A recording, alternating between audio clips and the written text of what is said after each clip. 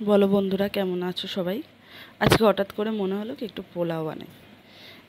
মাঝে সাঝে মনেই হয়, তাই ভাবলাম তোমাদের সাথে সেটা শেয়ার করি। এই চালটা আমি আগেই ম্যারিনেট করে রেখে দিয়েছিলাম, আর এখন একটু কড়াইতে ঘি দিয়ে নিচ্ছি।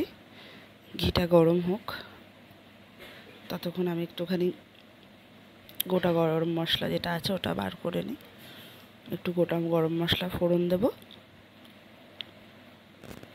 পোলাও তো মোটামুটি সবাই এখন রান্না করতে জানে, শুধু ভালো লাগে যে রান্না করি, তোমাদেরকে দেখাই, তাই আমি ভিডিওটা করি।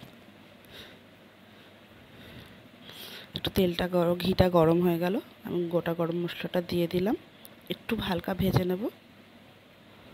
ভেজে নিয়ে এবার যে ম্যারিনেট করা চালটা আছে, যেটা আমি আগের থেকে ম্যারিনেট করে রেখে দিয়েছিলাম, সেটা এবার দিয়ে দেব।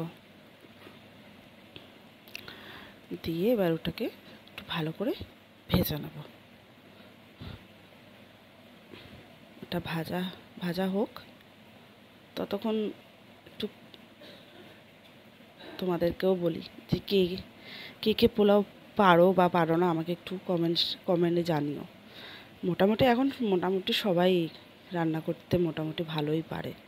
তাও চালটা ভাজা হয়ে গেছে, ভালো করে আমি একটু ভেজে নিয়েছি। ভেজে নিয়ে এবার আস্তে আস্তে আমি জলটা অ্যাড করব।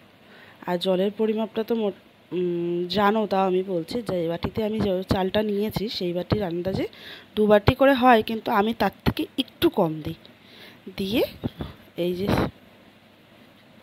চালটা দেখছো, পোলাওটা কত সুন্দর ঝরঝরে হয়ে গেছে, একদম ঝরঝরে পোলাও। তোমাদের ক্যামেরায় হয়তো বোঝাতে পারছি না, কারণ আমার ফোনের ক্যামেরাটা অতটা ভালো না, তবু পোলাওটা খুব ঝরঝরে হয়েছিল।